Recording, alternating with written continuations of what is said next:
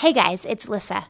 Before we get started, I just wanted to make you aware that National Infertility Awareness Week is just a couple of weeks away, the week of April 21st. To mark the occasion, we will be releasing 4 episodes, one a day, starting Monday, April 22nd. This year's theme is Infertility Uncovered, and we'll be looking at that concept from different angles. Subscribe wherever you get podcasts and follow our Instagram at ThisIsInfertilityPodcast to make sure you don't miss it. And of course, if you enjoy this podcast, please leave us a rating and a review in the podcast app. They really help. Okay, let's start the episode. When you lose someone, it stays with you. Over time, the pain doesn't exactly go away. It transforms into something else. The pain transforms to memory, and the memory brings them back. Maybe it's a conversation you had, or an experience you shared. Maybe it's a lifetime, an amalgamation of scenes from a movie running through your head. And this can create a new pain, because now you're remembering what you lost. But it can also leave you feeling grateful for what you once had. But when the loss isn't attached to conversations, experiences, and scenes of a life lived together, it can be different. What happens when the loss is only attached to the pain that came from it? I went to a LabCorp and they did blood and they rushed it, and that's when they called. And they said, your numbers are down to 1,500 from 7,000. You have miscarried. It was a rough few months, so we're still getting through that. That was Samantha Bush. After utilizing IVF to conceive her son Brexton, she recently experienced a pregnancy loss when trying IVF for her second child. Today we are going to gain a better understanding of how she got here, what she's learned along the way, and how she's working to create something wonderful for others who are experiencing similar hardships. How she's transforming her own pain into something more like joy. Bundles of it. I'm Lissa Klein, VP of Provider and Member Services at Progyny, and this is Infertility. So you might know Samantha Bush. She's married to superstar NASCAR driver Kyle Busch, and she also runs the Samantha and Kyle Busch Bundle of Joy Fund, which provides grants to couples in the Charlotte area to go through their IVF journey and hopefully become parents. We're going to get to know how she came to create the Bundle of Joy Fund. But first, let's hear how she got to know Kyle. I was actually a junior in college at Purdue University in Indiana, and I was a promo model. During the week, I'd work on campus, and then the weekends either up to Chicago or down to Indy. And so they sent me down to Indy for the race. That was my first time ever at a racetrack, at a race, everything. And my job was to look at people's IDs and get them excited to go for a ride along. But it wasn't a race car. It was just a rental car. And so after I got through the line, this lady comes over and she's like, "Do you want to go for a ride?" And I was like, "Sure, that looks like fun." And it's like 1,000 degrees out, so why not? And the kid driving and I had the exact same t-shirt on, so I assumed that was his job. So I got talking to him and I'm like, "Oh, what are you doing tonight? We're going to be going to some parties. Do you want to come?" And he's like, "No, I'm busy." I'm like, "Fine. Blow me out." Like, all right, guess you're not interested.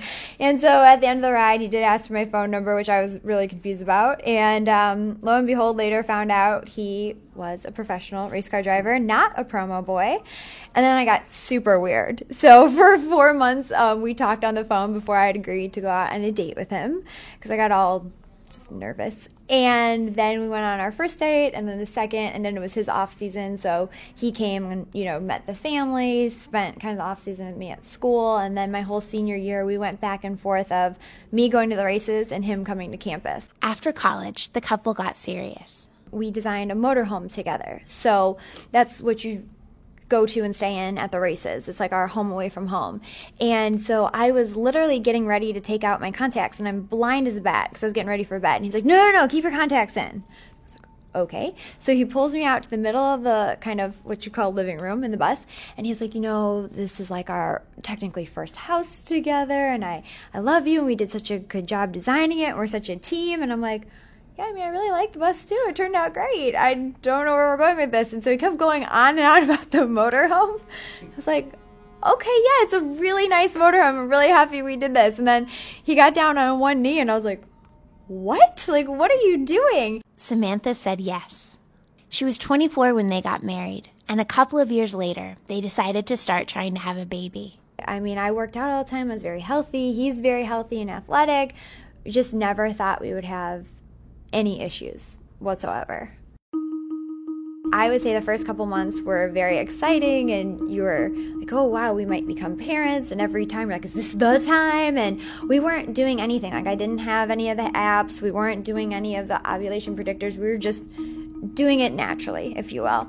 And so then about 5-6 months went by, and I was like, okay, like all my friends kind of got pregnant by this point. So then I got the apps and I started looking into it, and then, went and got the ovulation predictor kits at the store. And then we did that for another few months. And then I would say it was close to the 11th month. I was like, all right, screw it. We're going to just have sex every single day because clearly something's not working with these kids. And I like to joke that guys, they always say like, oh yeah, I do it every day. I do it twice a day. Well, by like day 20, Kyle was like, I don't want to do it anymore. Like, I literally can't do it anymore. And I lost it. I was like, really? Really? Do you know how many guys in the world say that they would do it every day and you're complaining? But it could be because I sucked all of the fun out of it at that point. And then we still weren't pregnant, obviously, after all of that. And it definitely at that point was starting to wear on our marriage because I feel like I was very depressed and I was not the same person I was. And so I felt like I was putting all of my energy into it, and it was just causing a lot of fights when it wasn't happening because Kyle's very even keel and steady and kind of more practical, and I am definitely I'm Italian, so I'm the emotional one in the marriage. And, I was definitely taking out a lot of my frustrations on him. After a year of trying naturally, Samantha asked her OBGYN to run some tests. After finally they started doing tests, then we did blood work and we did ultrasounds and found that I had polycystic ovarian syndrome, which had been masked for so many years by my birth control. And so from there, I went on my first round of fertility drugs, which was Clomid. Clomiphene citrate, or Clomid, is a fertility drug that is used to stimulate ovulation. It works by blocking estrogen receptors at the hypothalamus, which is an important hormonal control center for the body. When this happens, the hypothalamus is stimulated to release follicle-stimulating hormone and luteinizing hormone, which are naturally occurring stimulants that prompt ovulation in a normal cycle. That was a little confusing. Basically, your body uses hormones as messages. The brain sends FSH to the ovaries, and the ovaries respond with estrogen, as if saying, yeah, I heard you. It's a feedback loop.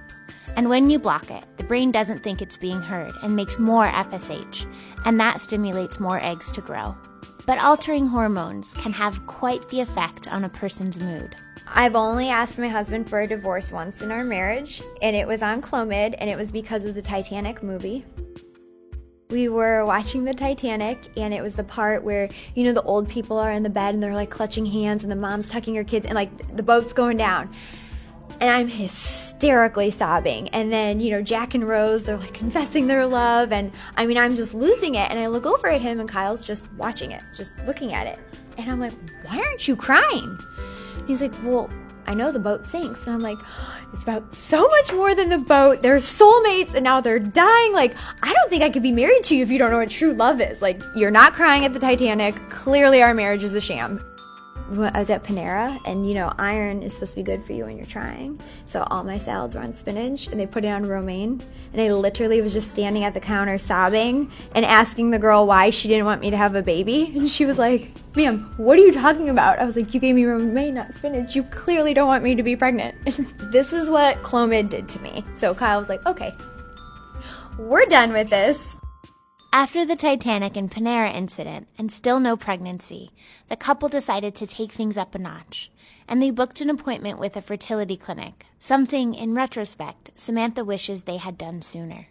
The first thing I didn't know, and a fertility specialist told me, was you don't need a referral to go to a fertility clinic, which I never knew, because after 6 months I would have went. And the other thing I'm telling my friends who are trying is you have to be your own advocate. Go ask for blood work, ask for an ultrasound, and ask where you can go get your husband's sperm tested, because had we have done those 3 things up front, we would not have spent a year and a half in the mess that we were in, And it's just so simple and so easy and basic, but it seems like nobody does that. It seems for being 2019 that this would be standard. Like, you just go in, you get this done, you know where you start, and then if everything's clean, you try normal. It just sometimes blows my mind that we still have to fight for these things. But I was so uneducated myself about the whole process, and I also feel like I was scared. I didn't want to be one of those people that had to have help. I had this. I was going to do this. So I know a lot of people instantly go to Google it, but that leads into a black hole of, you have cancer, obviously, because anything on the internet leads to that. So I just kind of ignored it. And that was kind of at fault of my own. But even searching now, there's not a lot of information out there that says, hey, you can just go to a fertility clinic. You don't need your doctor's approval. So that's very interesting to me. Isn't that the thing? Before going through any kind of struggle with fertility, people just don't know how it all works. Some people are hesitant to see a reproductive endocrinologist, and others aren't aware that it's even an option. I always recommend that women have regular well women visits with their OBGYN, and it makes sense to let them know when you're ready to try to conceive. They may recommend that you or your partner have some testing. The fact that fertility treatments are often not covered by insurance can make the entire thing inaccessible for so many people. This is why it's so important that we talk about this. Shout it from the rooftops. It's why companies need to offer fertility coverage. It's why this show needs to exist. And it's why incredible people like Samantha Bush need to share their stories. If you need help getting the conversation started with your HR or benefits department, we put together an email template to help you kick off that conversation.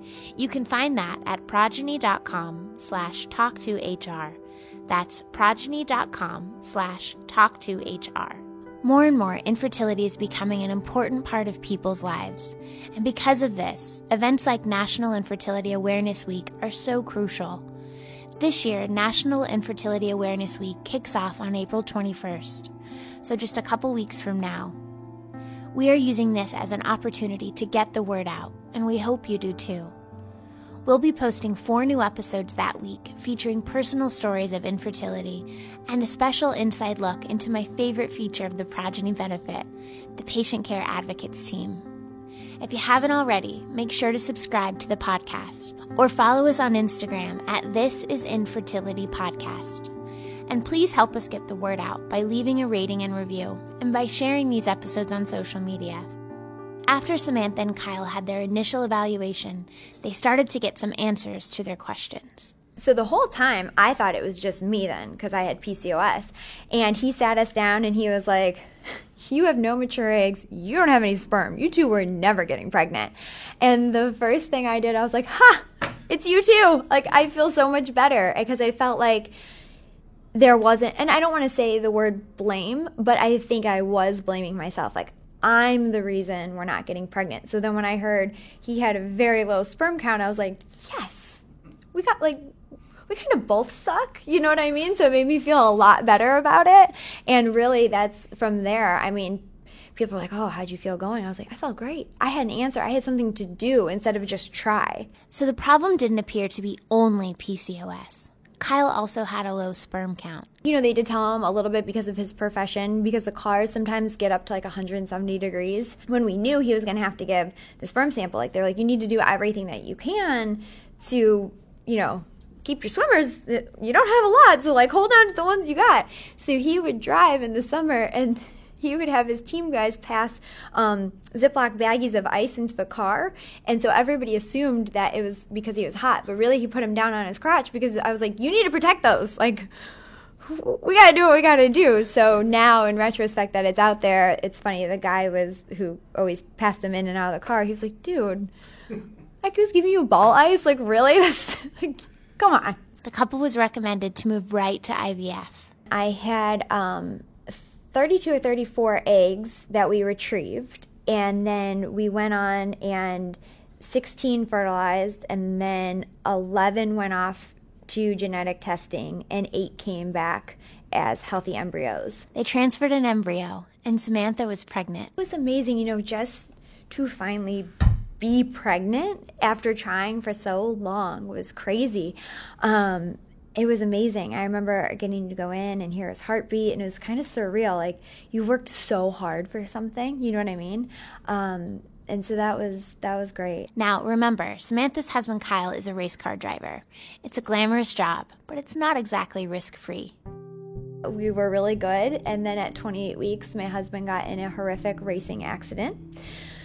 So then it was like I felt like for, so like a good year and a half, almost 2 years at that point, we had battled infertility and getting to where we were, and then his accident came, and I felt like kind of we were knocked back down again. And so we spent 11 weeks, him doing rehab and therapy and trying to walk again and letting everything heal, except, of course, he has no patience because he's a race car driver. So they told him pretty much he could go back racing maybe end of August. And he said, no, I'm going to go back in May. All the doctors laughed at him. They were like, no, that's never going to happen. Like, you broke your tib and fib and you shattered your left foot. So he was in a wheelchair.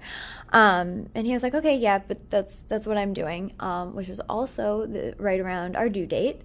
So he worked really hard, and again, it kind of like had us come together as a couple, and I felt like before that I was the one that was kind of knocked down, and he picked me back up and put the pieces together, and then it was the reverse.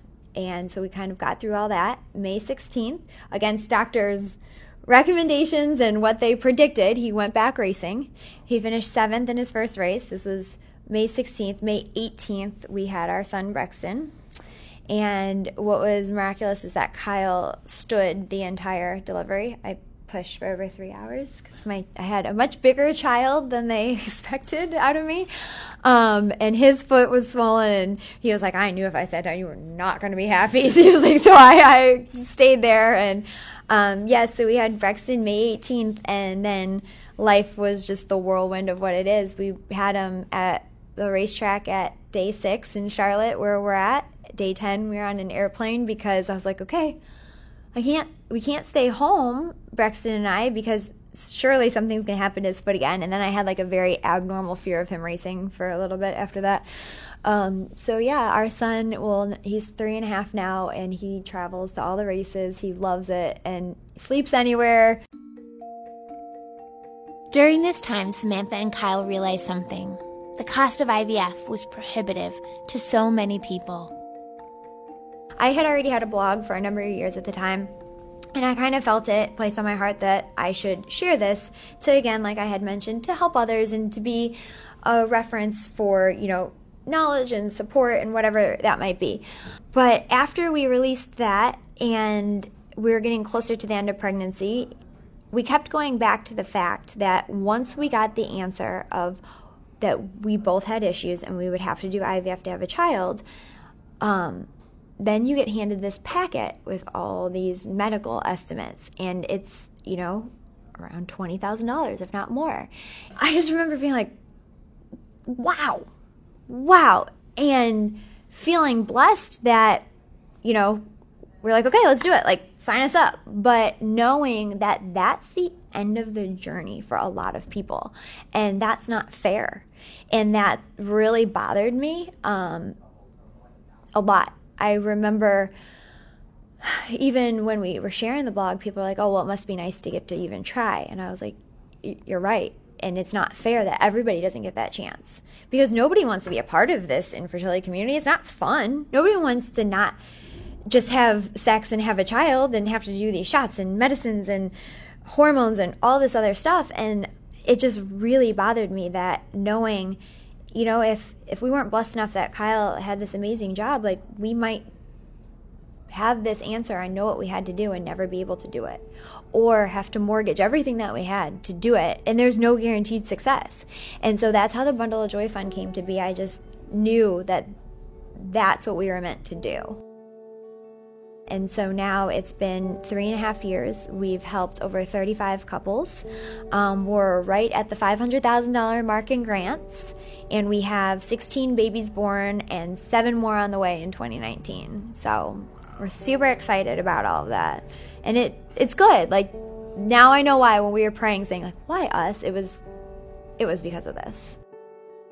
Samantha and Kyle transformed the pain of their 2-year struggle with infertility into truly life-changing work with the Bundle of Joy Fund, and they aren't nearly finished. So right now we're working exclusively with the Reach Clinic, which is where we had our son at, and so there's a big application process, and it does everything from, finances to like their background, and then the big component is the essays. And so they kind of tell us about their journey and what they've had to face. They send us pictures of them doing shots, and it's not only just like, oh, here's the fund and here's the money and then we never see you guys again. It's kind of this little family that we have. And so my goal is to do obviously more couples in Charlotte, and then I would like to eventually have another branch in a different state. To learn more about the Bundle of Joy Fund, visit bundleofjoyfund.org. Samantha has become a passionate advocate for coverage for fertility treatments.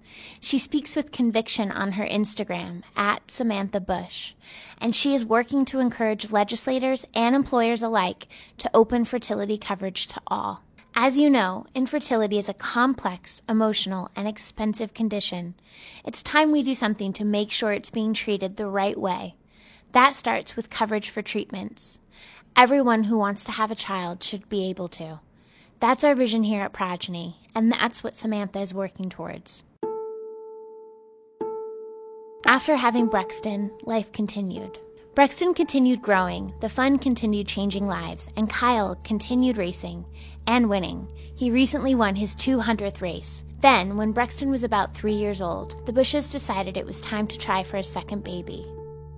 The first time, I was just so worried it wouldn't work and it would never happen and all this stuff, but literally the pregnancy was, I don't want to say like a breeze, but we never had any scares during the pregnancy, nothing. It was great. It was an easy pregnancy. He was a super healthy baby. And so going into it the second time, as we had already started our Bundle of Joy Fund and had been very open about our IVF journey, I said, this is a great chance to really show people everything, like what the shots look like, what the medicines look like. I want to be very open because, first of all, I wanted couples that have never experienced it to kind of know what they were going to be up against. And then on the second chance, I wanted people to be able to see that I think sometimes people think that Instagram's reality and that life is always, perfect and easy. And so I kind of wanted them to not feel alone, like, hey, we get it. So we showed people the shots and the medicines and the embryo transfer day, and even Kyle in the media was like, so our big end of the race, end of the year championship race was the day before we were supposed to find out. And so, Kyle even said it in the media, he wasn't worried either. It was. And we went to the doctor and we were pregnant. Our numbers were really high, so we went back the second time to get tested, and they called me and they're like, your numbers are so good, you don't even need to come in for the third blood test, like, you're fine. And they're like, just in, I think it was like a month, they're like, just come in, we'll do the first ultrasound and all that. And nobody, doctors, nurses, me, Kyle, none of us, we were just like, oh, okay, cool, we did this, And so we did this great video, and we released it on Thanksgiving about expanding our family. We've told Brexton from step one. He knows everything. He was there. He held my hand during the shots. We explained to him, that mommy and daddy needed help making his baby sister and everything. So we told him right away, and yeah, then a week after we announced, we lost her out of nowhere.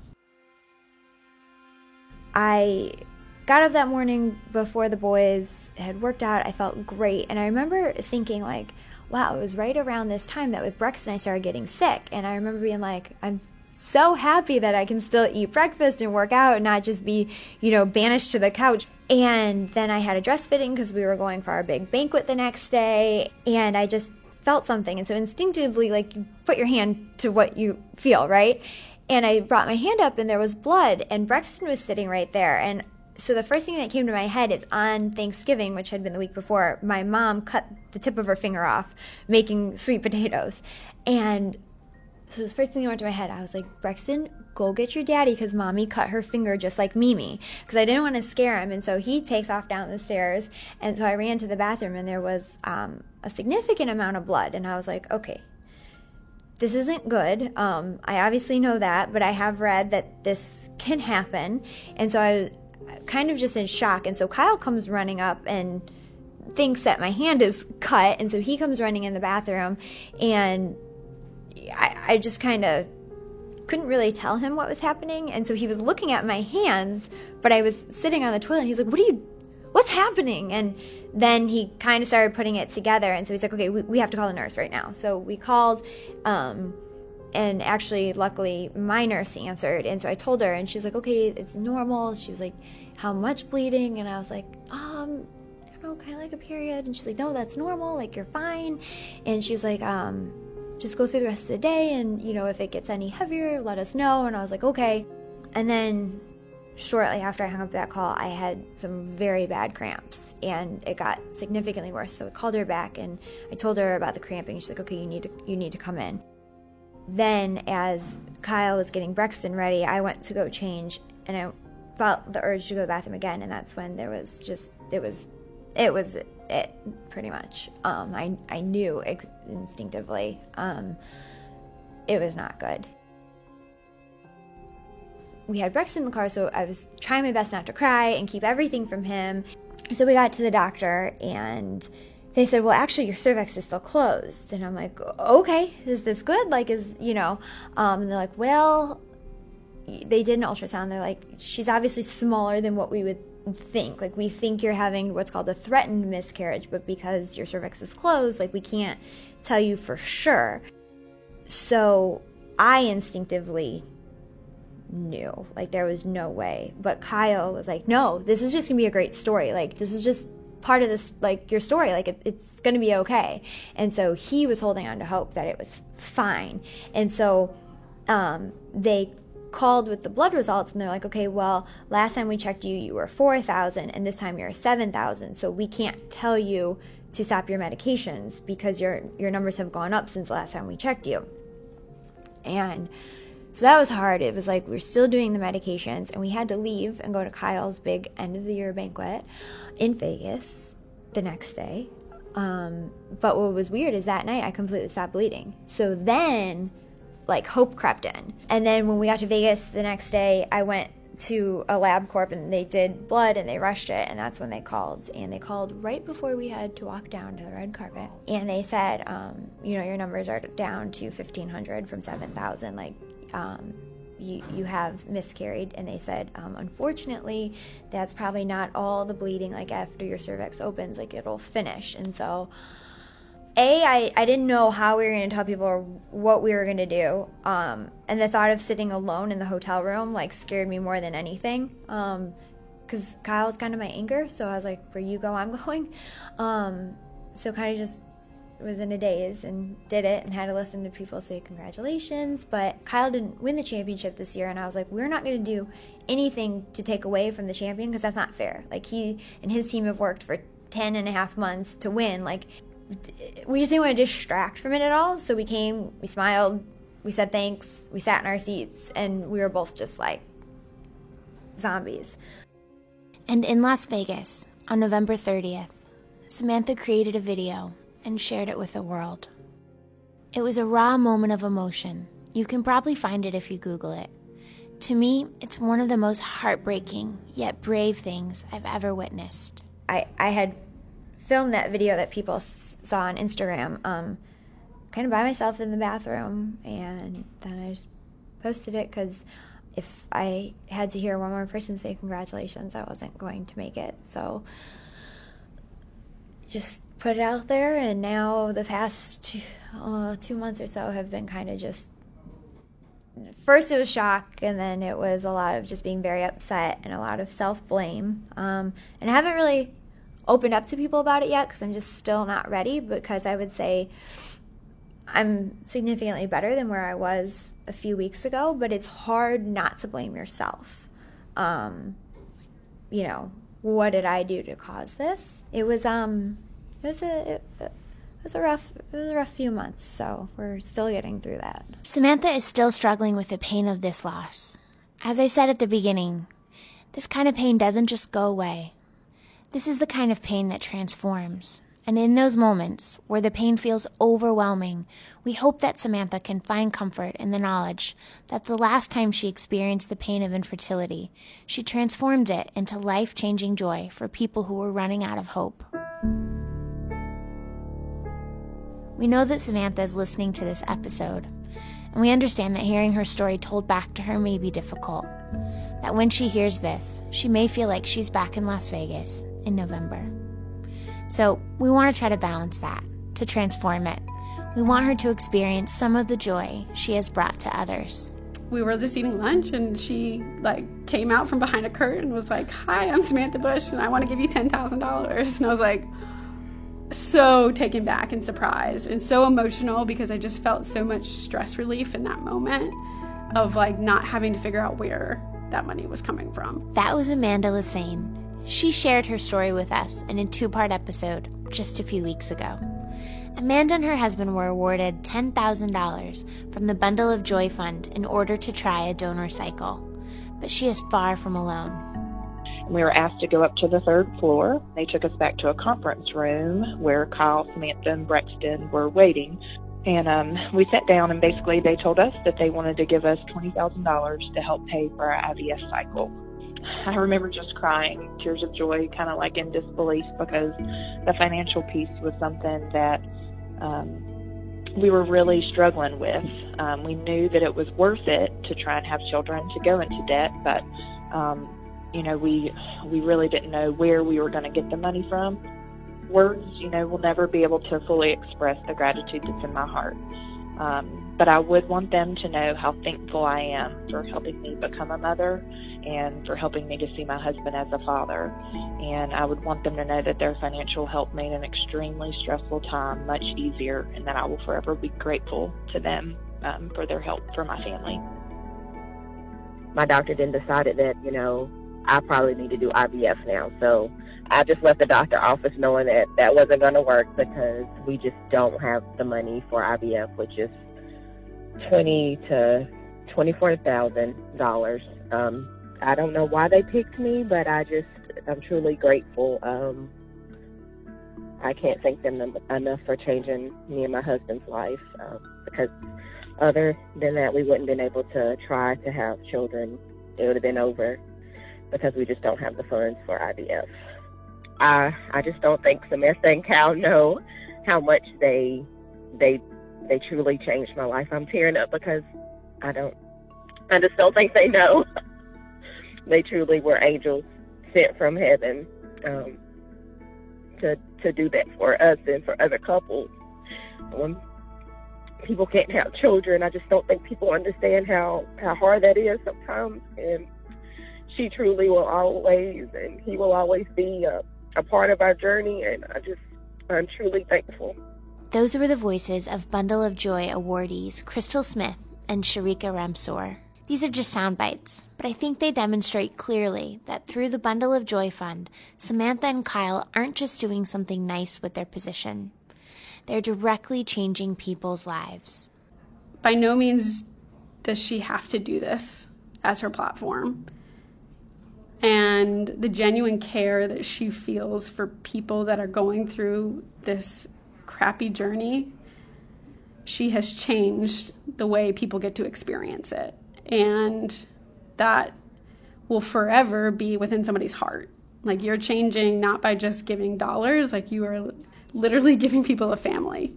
And unfortunately, we don't have ours yet, but when we do, she'll be a part of that process. And how powerful as a human being is that, to know that you gave somebody a family? By helping people with funds to try to build their families, they are opening doors that are otherwise closed.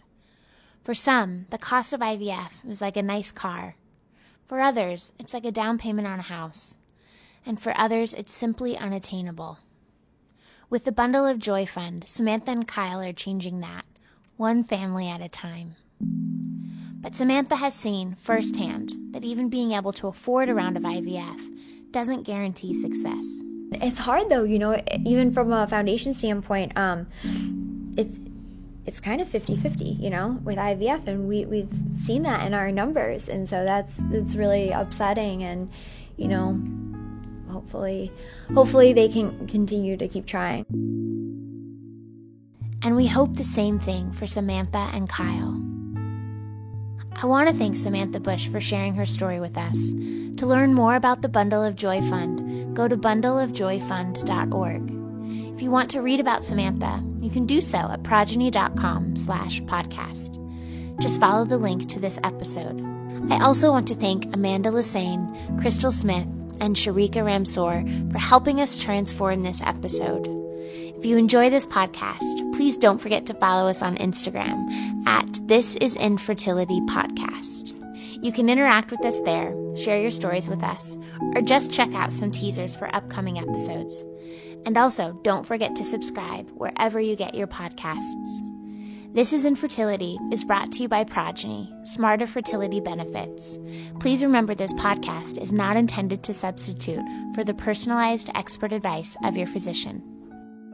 I'm Lissa Klein, and this is Infertility.